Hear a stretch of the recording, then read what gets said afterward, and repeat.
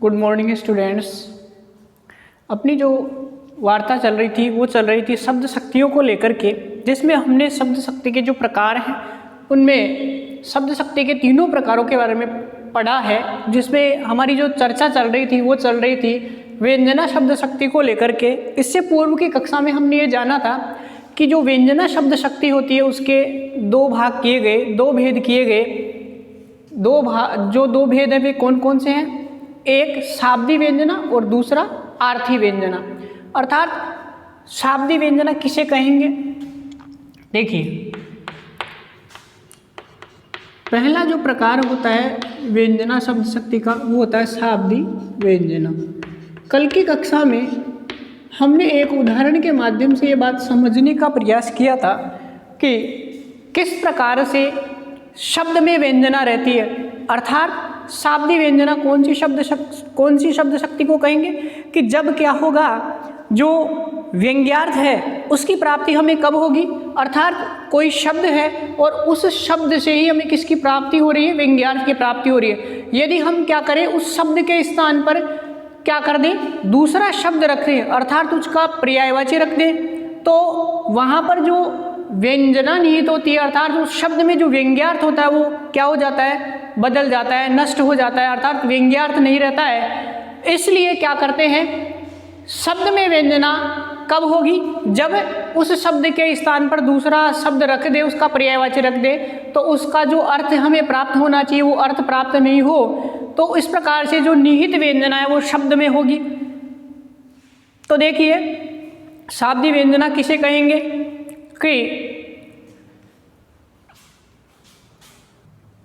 किसे कहेंगे? देखिए, तो वाक्य में प्रयुक्त व्यंग्यार्थ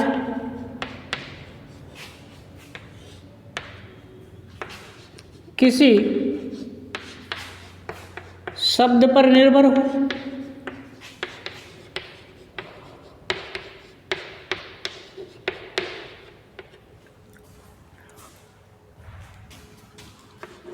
तथा उस शब्द के स्थान पर उसका पर्याय रख देने पर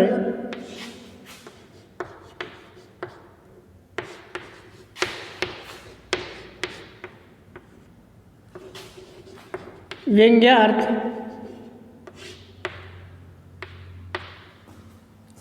नहीं रहे,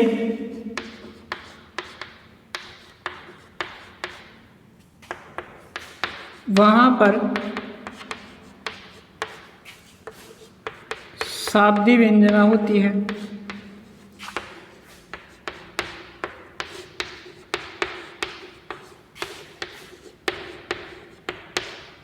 यानी हमने कल इस बात को समझा था कि जब दिया गया वाक्य हो या कोई भी उदाहरण हो, उस दिए गए वाक्य या उदाहरण में किसी शब्द में व्यंजना निहित हो, अर्थात वह शब्द व्यंग्यार्थ दे, और यदि हम क्या करें, उस शब्द के स्थान पर उसका पर्याय रख दें, अर्थात पर्यायवाची रख दें, तो क्या होगा, उस शब्द में निहित जो व्यंग्यार्थ है वो बदल जाएगा, अर्थात हमें व्यंग्यार्थ की प्राप्ति नहीं होगी। इसीलिए जब शब्द में व्यंजना होगी तो वहाँ पर क्या होगा? शाब्दी व्यंजना होगी।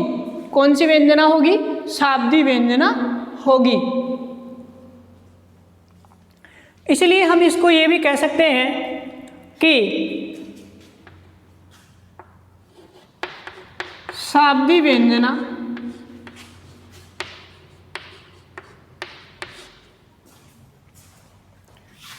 केवल अनेकार्थी शब्दों में होती है।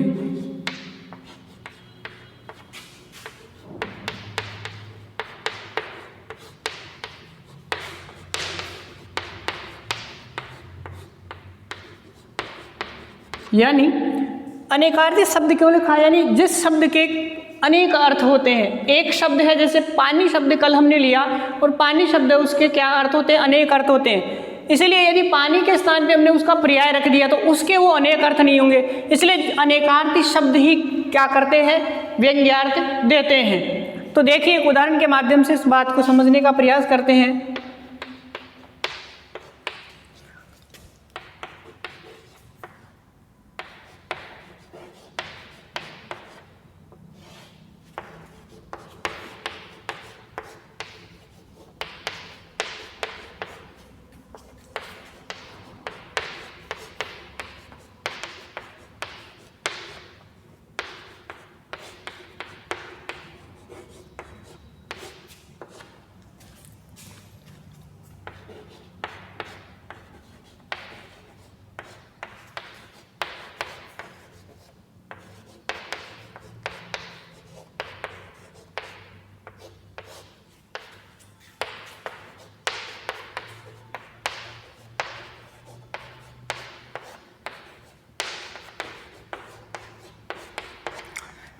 यानी यहाँ पे हमने देखा कि एक उदाहरण जो हमने लिया है, चिर जीवो जोरी जुरई क्यों न सने गंभीर, और का घटिए वृषभ भानुजा वे हलदर के वीर, वे हलदर के वीर। यानी हमने जो परिभाषा लिखी उसमें ये लिखा है कि वाक्य में प्रयुक्त व्यंग्यार्थ किसी शब्द पर निर्भर हो और उस शब्द के स्थान पर उसका पर्याय रख देने से व्यंग्यार्थ नहीं रहे, वहां पर शाब्दिक व्यंजना होती है।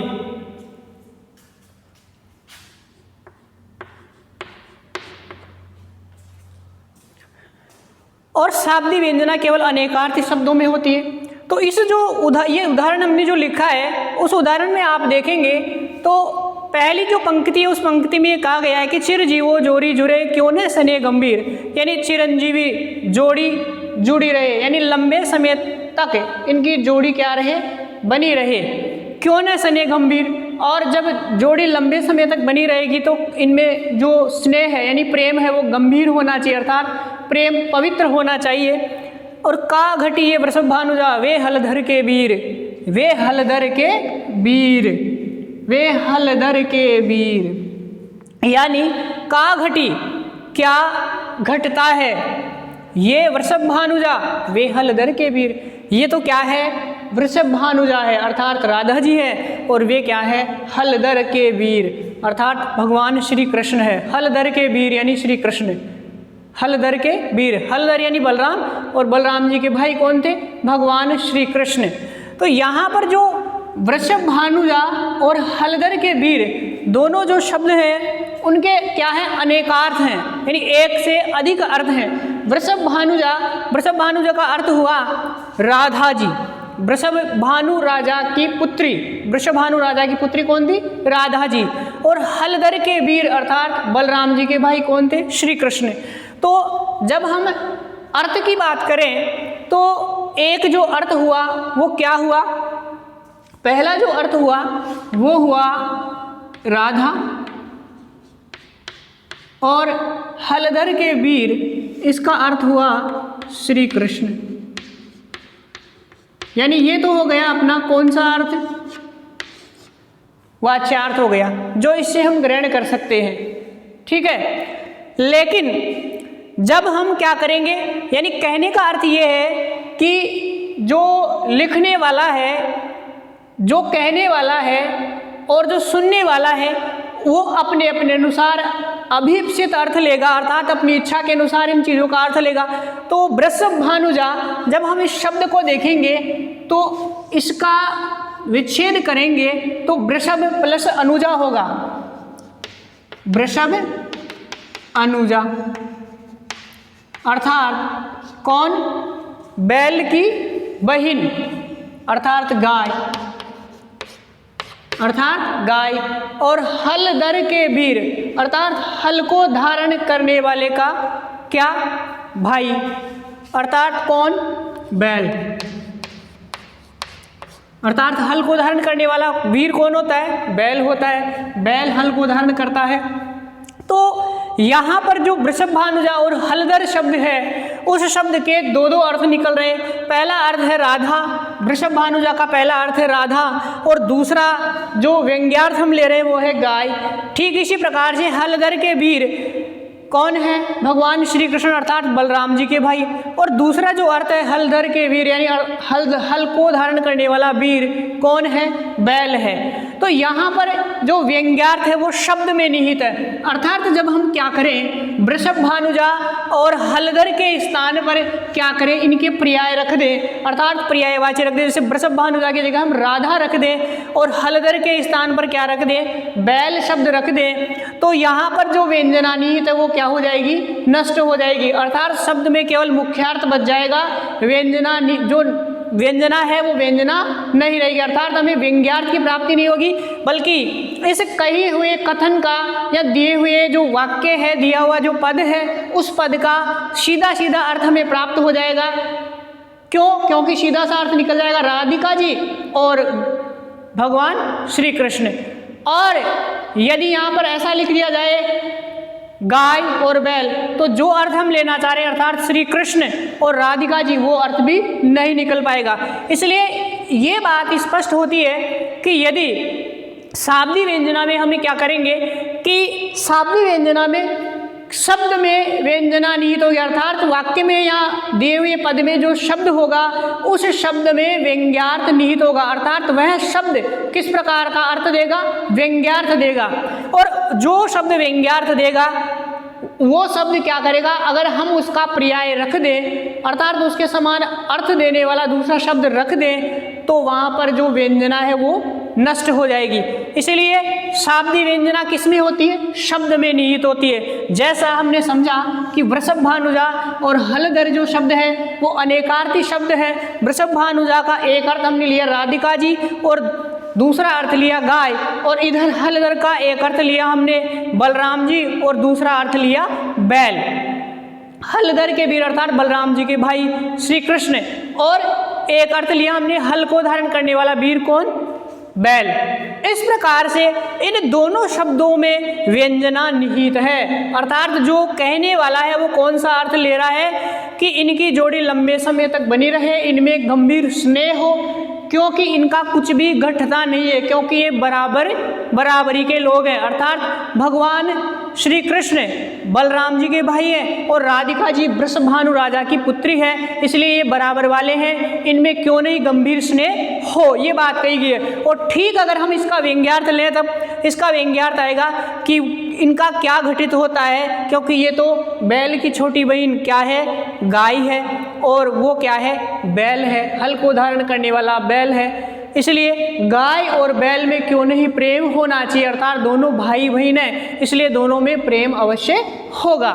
तो यहाँ पर दोनों में वृषभ भानुजा और हलधर में क्या निहित है? शाब्दी व्यंजना निहित है, क्योंकि दोनों के जो अर्थ हैं वो सुनने वाला अपने अपने अनुसार ग्रहण कर सकता है। एक व्यक्ति इसका अर्थ राधिका जी ले सकता है और दूसरा व्यक्ति इसका अर्थ गाय ले सकता है। तो जहाँ पर शब्द में व्यंजना निहित हो वहाँ पर कौन सी शब्द शक्ति होगी व्यंजना की? शाब्दी व्यंजना शब्द शक्ति निहित होगी।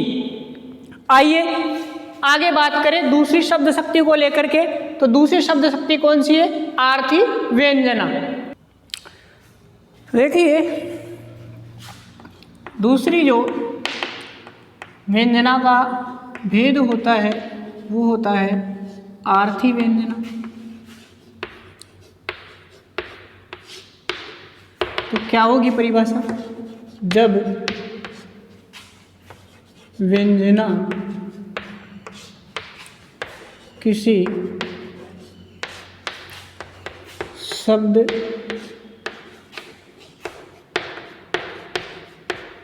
विशेष पर निर्भर न हो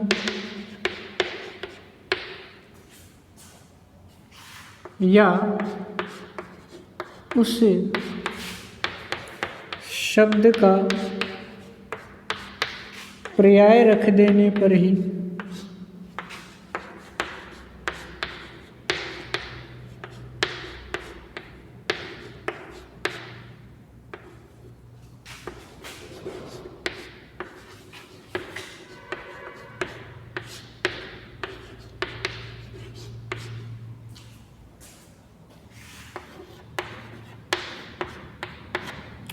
अर्थात जब व्यंजना किसी शब्द विशेष पर निर्भर न हो या यानी शब्द विशेष का अर्थ हुआ, जैसे हमने जाना कि कोई शब्द है जो अनेकार्थी, यानी एक शब्द जो अनेक अर्थ देता है। जैसे अभी हमने पूर्व में पढ़ा कि जो वृषभानुजा है और हलधर शब्द है वो अनेकार्थी शब्द है, दो दो अर्थ देने वाले शब्द हैं।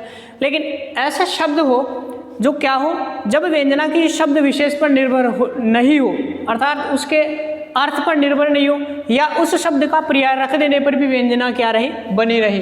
क्या रहे, व्यंजना बनी रहे, उसे क्या कहेंगे, आर्थी व्यंजना कहते हैं। उसे आर्थी व्यंजना कहते हैं।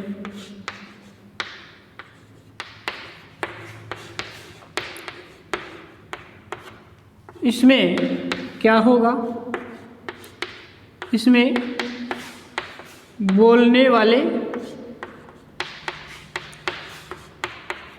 सुनने वाले,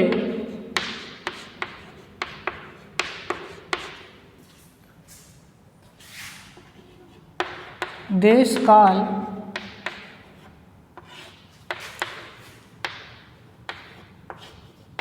कंठ स्वर आदि का बोध होता है।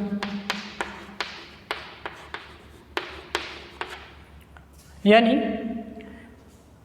आर्थी व्यंजना में क्या होगा, इसमें जो कहने वाला है और जो सुनने वाला है, दोनों, कौन कौन, बोलने वाला और सुनने वाला, इसके अलावा उस समय का जो परिवेश है, वातावरण है, और किस प्रकार से वो बात उसने कही है, इन सारी की सारी चीज़ों का उनसे बोध होता है। किसमें, आर्थी व्यंजना में। तो देखिए एक उदाहरण के माध्यम से समझेंगे। जैसे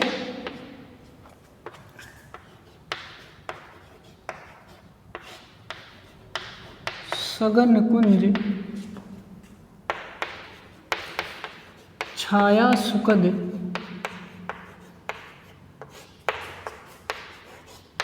शीतल मंद समीर, मन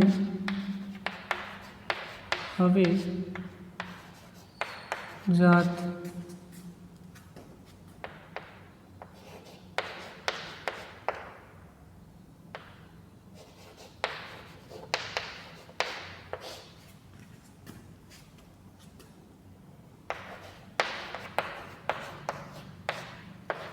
तो इस प्रकार से कैसे, अर्थात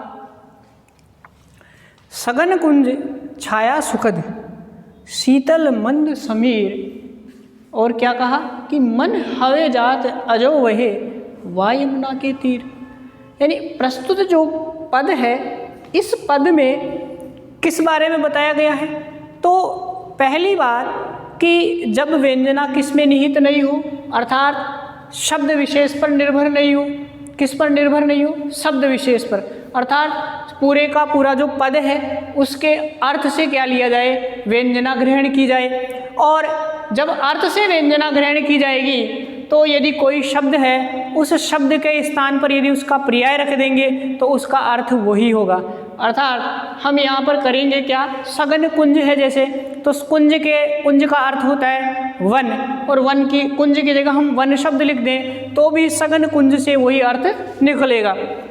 तो इसके अलावा पहली बात तो ये कि अर्थ से लिया जाएगा इसका जो भी व्यंग्यार्थ है वो।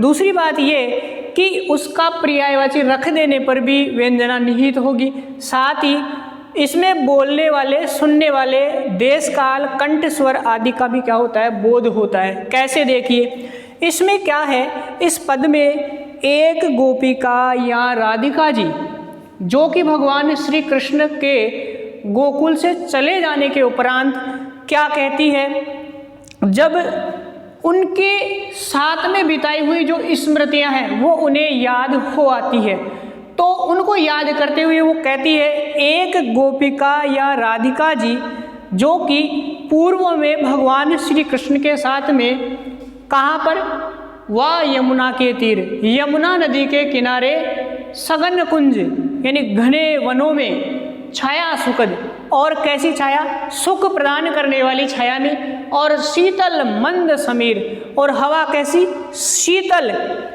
ठंडी और शरीर को आनंद देने वाली हवा, साथ में मन हवे जात अजो वहे, और मेरा जो मन है आज वही बहा जा रहा है। अर्थात मेरे मन में उस समय की, अर्थात देश काल, अर्थात उस समय का वातावरण आ गया, उस समय का समय उपस्थित हो गया, बोलने वाला भी आ गया, सुनने वाला भी आ गया। कहने का अर्थ यह श्री कृष्ण के बारे में कहा जा रहा है और गोपिकाओं के द्वारा बात कही जा रही है, और उस समय किस प्रकार से उन्होंने ये बात ग्रहण की थी और आज किस प्रकार से वो उस बात को याद करते हुए कह रही है। इसलिए कंठस्वरी ने जिस प्रकार से वो इस बात को अपने मुखारविंद से कह रही है, उसको देख करके ही ये बात स्पष्ट होती है, यानी इसका अर्थ हम ग्रहण कर पाते हैं कि आज जो गोपिका या जो राधिका जी है वो दुखी है और उन्हें भगवान श्री कृष्ण के साथ में व्यतीत किए हुए वह जो शांति और सुख प्रिय समय था उसकी याद आ रही है, और उनका मन उन्हीं बातों को आज याद कर रहा है। यानी यमुना नदी के तट पर उन्होंने भगवान श्री कृष्ण के साथ में जो घने वन थे, शीतल मंद सुगंधित ठंडी हवा प्रदान करने वाले जो वृक्ष थे, उनकी छाया में यमुना नदी के किनारे बैठ कर के भगवान श्री कृष्ण के साथ में बंसी की मधुर तान सुनी थी। लेकिन आज भगवान कृष्ण नहीं है, लेकिन वो समय उस गोपिका या राधिका जी को याद आ रहा है, उसी समय की तरफ उनका मन बहा जा रहा है, अर्थात वो उसी समय में खोई जा रही है। तो यहाँ पर जब हम देखेंगे इस पूरे का पूरा जो पद है, उस पद के स्थान पर यदि हम किसी भी शब्द का क्या रख दें, पर्यायवाची शब्द रख दें, तो इस शब्द से जो हम अर्थ ले रहे हैं वो अर्थ क्या नहीं होगा, बदलेगा नहीं। अर्थात जो व्यंग्यार्थ निहित है वो व्यंग्यार्थ यहाँ पे बना हुआ है। अगर हम इसका सीधा सा अर्थ ले तो क्या कि सगन कुंज छायास्पद शीतल मंद समीर मन हवे जाता जो वह वाह यमुना के तीर, कि मेरा मन आज उसी यमुना नदी के तट पर जा रहा है। लेकिन हमें ये बात पता नहीं चल रही, तो ये बात कैसे प्राप्त होगी कि कौन कह रहा है और किसे कह रहा है और किस प्रकार से इस बात को महसूस कर रहा है, ये बात हमें व्यंग्यार्थ से प्रतीत होगी। क्योंकि जब हम इसका सीधा अर्थ लेंगे, सगन कुंज यानी घने वन, छाया सुखद सुख प्रदान करने वाली छाया, और शीतल मंद समीर ठंडी और धीरे धीरे मंद मंद चलने वाली हवा, और मन हवे जात अजो वहे, मेरा मन आज वही जा रहा है यमुना नदी के तट पर। अब किसका मन जा रहा है, कहाँ जा रहा है, किसने कहा, कैसे कहा, इस बात की प्राप्ति हमें इस शब्द के वाच्यार्थ से नहीं हो रही है। यानी जब हम इसका व्यंग्यार्थ लेंगे, अर्थात कौन है और किसके लिए है, अर्थात यहाँ पर एक गोपिका या राधिका जी हो सकती है जो कि भगवान श्री कृष्ण के साथ में जो क्षण उन्होंने सुखद व्यतीत किए, उन क्षणों को याद करते हुए ये बात कह रही है कि आज मेरा मन उन सारी चीज़ों को याद करके वहाँ बहा जा रहा है। अर्थात मेरे मन में वो पूर्व की यादें क्या हो आई है, तरोताज़ा हो आई है, और वो यमुना नदी का तट मुझे याद आ रहा है जहाँ पर भगवान कन्हैया अपनी मंद मंद आवाज़ में मीठी मीठी बांसुरी की तान सुनाया करते थे, और सारी गोपिकाएँ या जो राधिका जी है वो तल्लीन होकर के उनकी बंसी की आवाज़ को सुना करती थी। तो जब हम यहाँ पर क्या करें, जैसे समीर शब्द है उसके स्थान पर यदि इसका पर्याय रख दें, जैसे हवा, या शीतल के स्थान पे हम रख दें ठंडी या ठंडा, इसी प्रकार से सुखद के सगन के स्थान पर घना या घने,